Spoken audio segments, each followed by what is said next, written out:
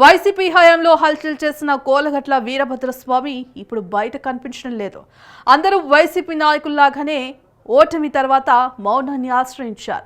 ఒకప్పుడు ప్రోటోకాల్ కోసం నానా హడావిడి చేసిన ఈ నాయకులు పదవి పోగానే సైలెంట్ అయ్యారు. త్వరలో వైసీపీకి గుడ్ బై చెప్తారనే ప్రచారం కూడా జరుగుతోంది.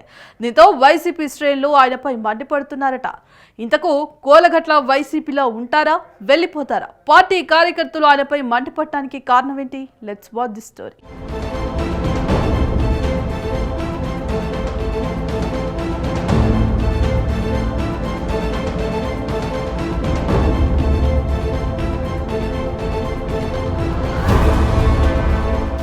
రాజకీయాల్లో తనకంటూ ఒక ఇమేజ్ సృష్టించుకున్న కోలగట్ల వీరభద్రస్వామి ఎక్కడా? అధికారం కోల్పోగానే ఆయన జనాలకు దూరమయ్యారా? ఆయన మౌనంపై వైసీపీ క్యాడర్ కూడా మండిపడుతోందా? ఇప్పుడు విజయనగరం రాజకీయాల్లో ఇదే టాక్ నడుస్తోంది. వైసీపీ హయాంలో ఒక వెలుగు వెలిగిన కోలగట్ల వీరభద్రస్వామి ఉమ్మడి విజయనగరం జిల్లాలో తనకంటూ ఒక ఇమేజ్ ఏర్పరచుకున్నారు. కౌన్సిలర్ స్థాయి నుంచి డిప్యూటీ స్పీకర్ వరకు ఎదిగిన కోలగట్ల గత ప్రభుత్వ హయాంలో హడావుడి చేశారు. ఎక్కడికి వెళ్లినా ప్రోటోకాల్ ప్రకారం తనకు మర్యాద దక్కాలని యంత్రాంగాన్ని పరుగులు పెట్టించేవారు.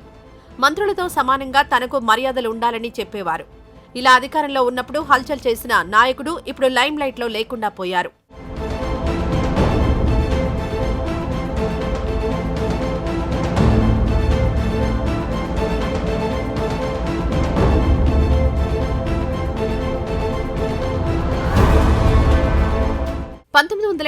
లో కాంగ్రెస్ పార్టీ నుంచి పొలిటికల్ అరంగేట్రం చేసిన కోలగట్ల మొదట విజయనగరం మున్సిపాలిటీ కౌన్సిలర్గా ఎన్నికయ్యారు.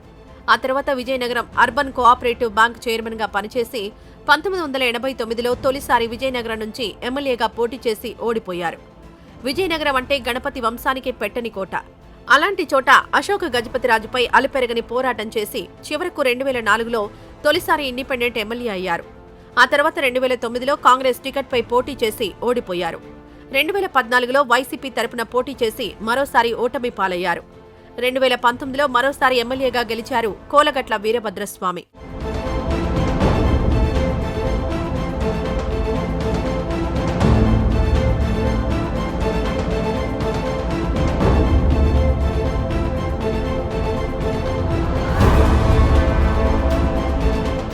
రెండోసారి ఎమ్మెల్యేగా గెలిచిన తర్వాత కోలగట్ల దశ తిరిగింది.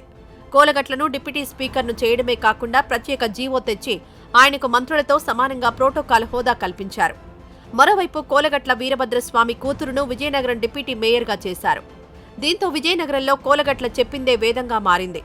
తన కూతురును డమ్మీని చేసి అల్లుడితోనే విజయనగరం కార్పొరేషన్ కథంతా నడిపించారనే టాక్ ఉంది. అప్పట్లో తనకున్న అధికారాలు ఉపయోగించి భారీగా డబ్బులు వెనకేసుకున్నారని సొంత పార్టీ క్యాడరే ఆరోపణలు చేస్తోంది. అధికారంలో ఉన్నప్పుడు కోట్లకు పడగలెత్తిన నాయకుడు ఇప్పుడు పార్టీ కష్టాల్లో ఉండగా కనీసం బయటకు కూడా రావడం లేదని క్యాడర్ మండిపడుతున్నారట.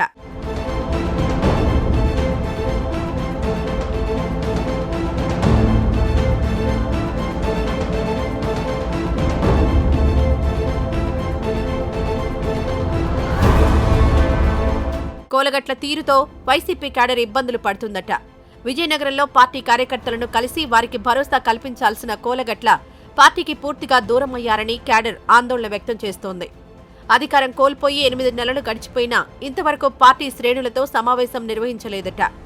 అధికారంలో ఉన్నప్పుడు తనకు పదవులు ముఖ్యం కాదని, ఓడినా గెలిచినా మీతోనే ఉంటారని హామీ ఇచ్చిన కోలగట్ల ఇప్పుడు వారి వైపు కన్నెత్తి చూడడం లేదట. కోలగట్ల తీరు చూస్తుంటే క్రమంగా వైసీపీకి దూరం అవుతున్నారనే టాక్ వినిపిస్తోంది.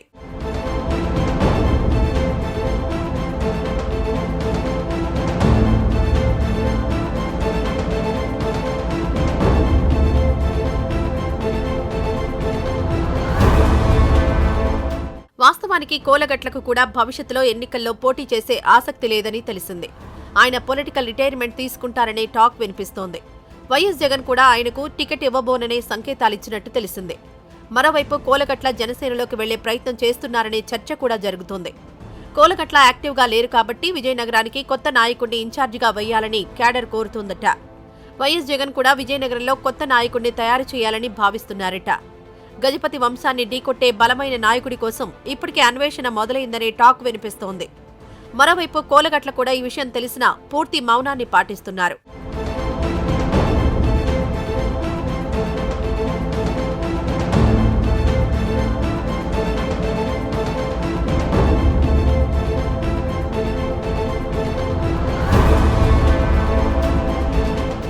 మొత్తానికి విజయనగరంలో వైసీపీకి కొత్త మొక్కాన్ని వెతికే పనిలో జగన్ ఉన్నారు.